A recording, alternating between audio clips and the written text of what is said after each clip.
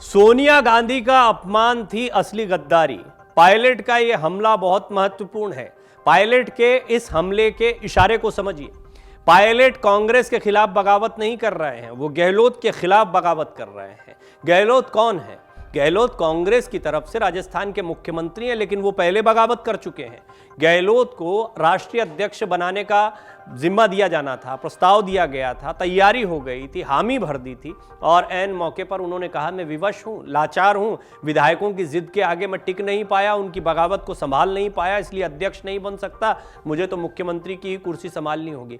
पहले कह चुके थे या तो दोनों पद संभाल लूंगा, यानी मुझे मुख्यमंत्री भी बने रहने दो और साथ ही साथ राष्ट्रीय अध्यक्ष का पद दे दो। लेकिन पार्टी में एक ही पद पर रहा जा सकता है कि पॉलिसी थी, यहीं उदयपुर से निकली थी। खैर, वो सारी बातें तो एक तरफ हो गई। लड़ाई इतनी आगे बढ़ गई कि सचिन पायलट के सियासी भविष्य को लेकर बहुत चर्चाएं होती रहीं। सचिन पायलट कई दफे राहुल गांधी से मिलने भारत जोड़ो यात्रा के दौरान गए। सचिन पायलट ने हिमाचल प्रदेश में पुरजोर तरीके से चुनाव प्रचार किया। सचिन पायलट ने अभी पंजाब में भी प्रचार किया, स्टार प्रचारक उनको उपचुनाव के लिए बनाया गया था। हालांकि सचिन पायलट नाखुश दिखाई दिए। सचिन पायलट को समझ में नहीं आ रहा था कि वो क्या करें क्या ना करें। सचिन पायलट की स्थिति समझ लीजिए। पहले सबसे पहले तो मैं आपको ये बता दूं कि 11 मई को वो एक संघर्ष यात्रा निकालने जा रहे हैं।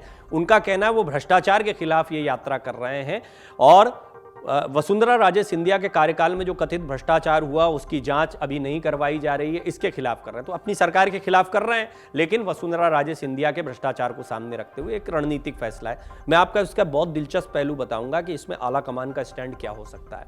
अजमेर से जयपुर तक की जनसंघर्ष यात्रा होगी और 125 किलोमीटर की जनसंघर्ष यात्रा। देखिए, अजमेर से जयपुर 125 किलोमीटर, आप सोच रहे होंगे छोटा सा पैच है, लेकिन देखिए अजमेर से जयपुर का जो इलाका है ना, ये मैसेज देने के लिए बहुत महत्वपूर्ण है और यहां पर सचिन पायलट अपनी ताकत को दिखाना चाहते हैं। बहुत सारी सीटों को प्रभावित करने वाला क्षेत्र है 125 किलोमीटर का। 3 साल से कोई कार्यवाही नहीं हुई। अब हालांकि चुनावी साल में और बिल्कुल चुनाव नजदीक आ गए, कुछ महीने बाद राजस्थान में चुनाव होने हैं और उससे पहले पायलट इस तरीके से अपनी यात्रा निकाल रहे हैं। हमने दिल्ली में भी बात रख दी है, ये बहुत महत्वपूर्ण बात है, इसके बारे में ही मैं आपको बताऊंगा। देखिए, 2 चीजें उन्होंने कही। एक तो सोनिया गांधी की अवहेलना, अपमान की बात सचिन पायलट ने कही है, गंभीर आरोप लगाए और उन्होंने ये कहा कि उनका अपमान करना बड़ी गद्दारी है। किस पे लगा रहे हैं? गहलोत पर। अपमान कैसे हुआ था? उनकी बात को न मानकर। उनकी बात क्या थी? सचिन पायलट मुख्यमंत्री होंगे और अब आप राष्ट्रीय अध्यक्ष बनिए। बात नहीं मानी गई। बगावत किसने की? पायलट के अनुसार। वो हालांकि किसी का नाम नहीं लेते हैं, लेकिन पायलट स्पष्ट तौर पर यह बता रहे हैं कि वो अपनी रणनीति को आगे बढ़ाएंगे। अब जरा खेल समझिए। असली खेल ये है कि आला कमान की स्थिति है कि चुपचाप बैठकर देख सकते हैं, कुछ कर नहीं सकते हैं। आज मान लीजिए अशोक गहलोत को कह दे कि हट जाओ, और कहने के लिए आए थे अजय माकन और मल्लिकार्जुन खड़गे, विधायक ही नहीं पहुंचे उनकी बैठक में।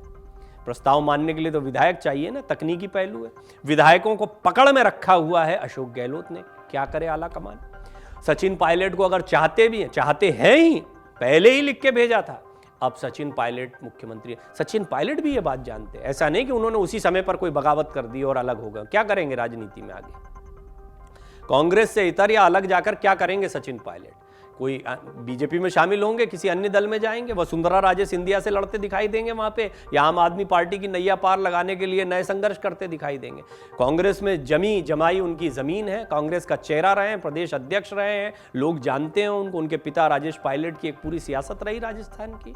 उनका जलवा भारत जोड़ो यात्रा के दौरान देखने को मिला। जब राहुल गांधी की रैली में सबसे ज्यादा लोग अगर कहीं पर आए तो वो उनके अपने क्षेत्र में आए। कुल मिलाकर सचिन पायलट इतनी आसानी से कांग्रेस से बाहर नहीं जा रहे हैं। असली खेल ये है कि क्या सचिन पायलट को एक तरीके से कुछ बड़े नेताओं का समर्थन हासिल है, और सचिन पायलट जो कुछ कर रहे हैं अब गहलोत के खिलाफ, वो बहुत सोच समझ कर रहे हैं। हालांकि इससे कांग्रेस कभी भी खुश नहीं हो सकती, क्योंकि कांग्रेस का बड़ा नुकसान है। कांग्रेस करे तो करे क्या? सचिन पायलट को कैसे मनाया जाए? क्या सचिन पायलट को कोई दूसरी अहम जिम्मेदारी दी जा सकती है उनके इस विरोध के बाद, बगावत के बाद? उनको समझाते हुए यदि अध्यक्ष का पद ऑफर किया जाता है, उनके समर्थकों को ज़्यादा बेहतर टिकट दिए जाते हैं, तो इसमें अशोक गहलोत का अपना विरोध हो सकता है। अशोक गहलोत की मनमानी चली है। देखिए, इस बात से उनके मन की बात रखी गई है। कैसे?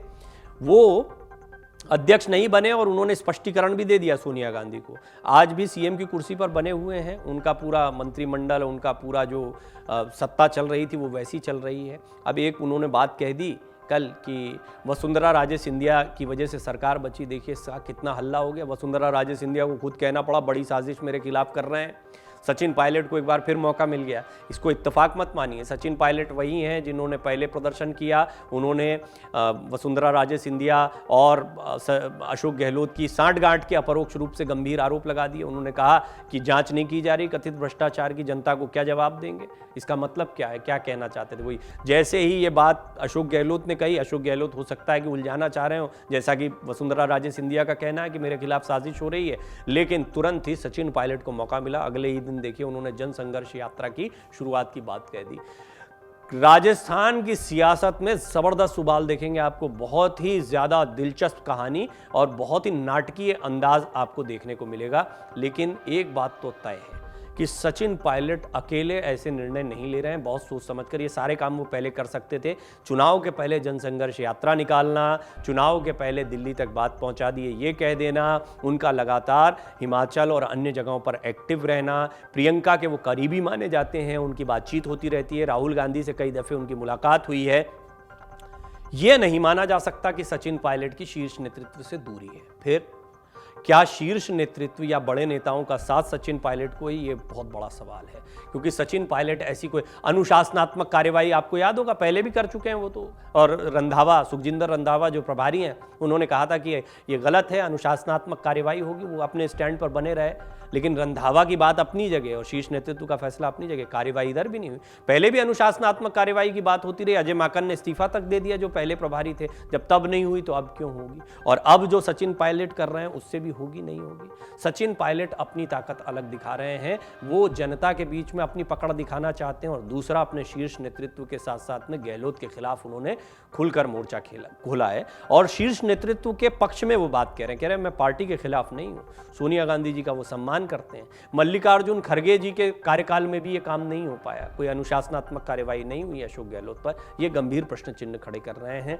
आने वाले दिनों में क्या होगा, जनसंघर्ष यात्रा पर कांग्रेस के शीर्ष नेतृत्व का क्या फैसला होता है, इसको क्या अनुशासनात्मक कार्यवाही इसके अंतर्गत लिया जाएगा, इस पूरे यात्रा को, ये एक बड़ा सवाल है। और इस सब के बीच में कांग्रेस क्या सचिन पायलट को दोबारा मना पाएगी, और अशोक गहलोत और वसुंधरा राजे का जो एक कनेक्शन बनाने की कोशिश की जा रही है। बेशक अशोक गहलोत ने वसुंधरा को घेरने के लिए कहा, लेकिन घिरते वो भी दिखाई दे रहे हैं। इससे पार्टी पर कितना असर पड़ता है। दूसरा सबसे बड़ा सवाल, अशोक गहलोत को कोई फर्क नहीं पड़ता। राजस्थान में कांग्रेस की सियासत को उन्होंने अपनी मुट्ठी में कर रखा है और शीर्ष नेतृत्व जो कर रहा है वो अलग राजनीति है। आप अपनी राय जरूर रखें। मन से उजाला कर चले, मन से उजाला कर